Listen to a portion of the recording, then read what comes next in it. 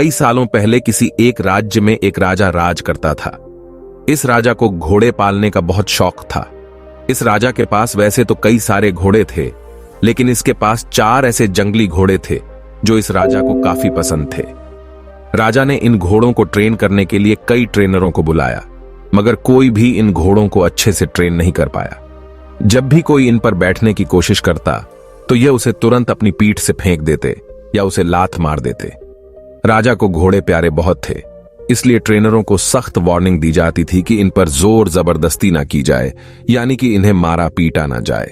कई महीने निकल गए, मगर कोई भी ट्रेनर घोड़ों को अच्छी तरह से ट्रेन करने में सक्षम नहीं हो पाया। तब राजा ने अपने राज्य में ढिंढोरा पिटवाया कि जो भी व्यक्ति इन घोड़ों को अच्छे से ट्रेन कर देगा उसे बहुत बड़ा इनाम दिया जाएगा। कुछ दिनों बाद एक युवा ट्रेनर राजा के पास आया।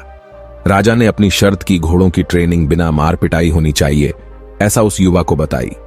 युवा ने राजा की शर्त मान ली और अपनी तरफ से भी राजा के सामने 2 शर्तें रख दी।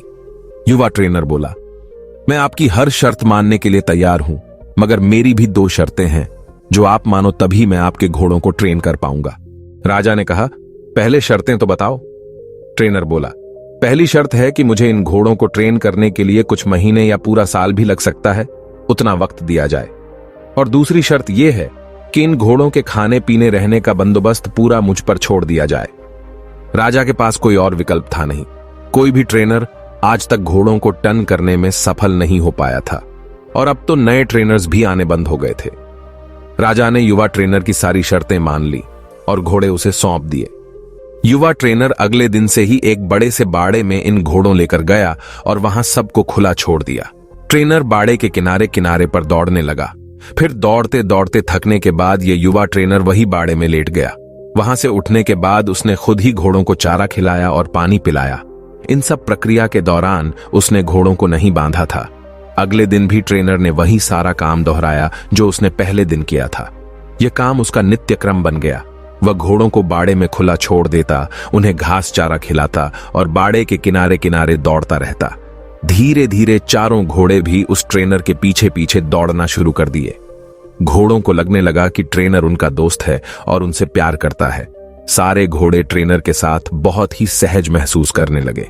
कुछ महीने बीतने के बाद एक दिन राजा अपने घोड़ों की खबर लेने के लिए और यह देखने के लिए कि ट्रेनिंग कैसी चल रही है, बाड़े में आया। राजा ये देखकर खुश हो गया कि सारे घोड़े ट्रेनर के पीछे पीछे दौड़ रहे थे। राजा को अब यकीन हो गया कि यह ट्रेनर ही उसके घोड़ों को ट्रेन कर सकता है। राजा खुशी खुशी वहां से चला गया। देखते ही देखते 1 साल बीत गया। तब जाकर युवा ट्रेनर ने राजा को संदेशा भिजवाया कि घोड़े पूरी तरह ट्रेन्ड हो चुके हैं, सो राजा एक बार आकर देख ले। राजा की हाजिरी में युवा ट्रेनर ने एक के बाद एक सभी घोड़ों की सवारी की और उन्हें मनचाही जगह पर ले जाकर दिखाया। राजा यह देखकर बहुत खुश हो गया। राजा ने युवा ट्रेनर से पूछा कि मुझे तुम बताओ कि तुमने यह कैसा किया। युवा ट्रेनर ने राजा को सारी बात समझाते हुए कहा, मैंने सबसे पहले इन घोड़ों को अपनापन महसूस कराया इनके साथ रहकर। मैंने इनको आजाद करके यह जताया कि मैं इनका दोस्त हूं और मैं इनसे प्यार करता हूं।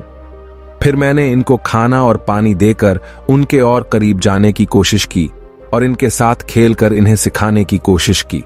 इस तरह धीरे धीरे यह मुझे अपने करीब आने देने लगे, अपनी पीठ पर बैठने देते, और फिर एक दिन ऐसा भी आया जब मुझे यह पीठ पर बिठाकर दौड़ने लगे। राजा ने युवा ट्रेनर की समझदारी की प्रशंसा की, उसे वादे के अनुसार लाखों सोना मुहावरे दी और साथ में हमेशा के लिए इन चारों घोड़ों की देखभाल करने की नौकरी भी दी। दोस्तों, कहानी तो बहुत ही मजेदार और रोचक है ही, मगर इसका जो सारांश है बहुत ही गहरा है। अगर मनुष्य के जीवन के साथ इन 4 घोड़ों की तुलना की जाए तो यह 4 घोड़े होंगे। चिंता, गुस्सा, घमंड और लालच और मनुष्य की बुद्धि को हम युवा ट्रेनर की तरह देख सकते हैं। जिस तरह से युवा ट्रेन में समय लेकर और समझदारी से धीरे धीरे चारों बदमाश घोड़ों पर काबू पाया, उसी तरह कोई भी मनुष्य अपने जीवन के सबसे बदमाश घोड़े यानी कि चिंता, क्रोध, घमंड और लालच पर काबू पा सकता है। पहला, अप्रशिक्षित घोड़ा जो कि चिंता है।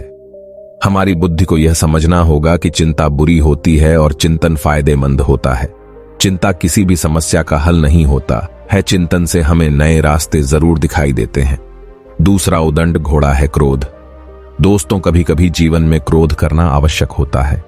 कभी कभी ऐसी परिस्थितियां आती हैं जब आपका हक कोई मार रहा हो या बेवजह आप पर जुल्म कर रहा हो, तब क्रोध करना कोई बुरी बात नहीं है।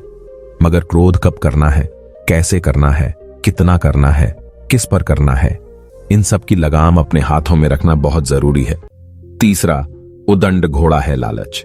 लालच ज्ञान पाने की हो तो अच्छी है, लालच अज्ञानता की हो तो बुरी है। लालच धन मेहनत से प्राप्त करने की हो तो अच्छी, लालच बिना मेहनत के गलत तरीके से धन प्राप्त करने की हो तो बुरी। चौथा और आखिरी उद्वंड घोड़ा है घमंड। मैं यह काम कर सकता हूं, इसे गर्व कहेंगे, और सिर्फ मैं ही इस काम को कर सकता हूं, यह घमंड होता है। बस यही सारे फर्क बुद्धि रूपी ट्रेनर से इन उद्वड़ घोड़ों को समझाना होगा। फिर आपके यह चारों बदमाश घोड़े भी देखिए कैसे कंट्रोल में आते हैं।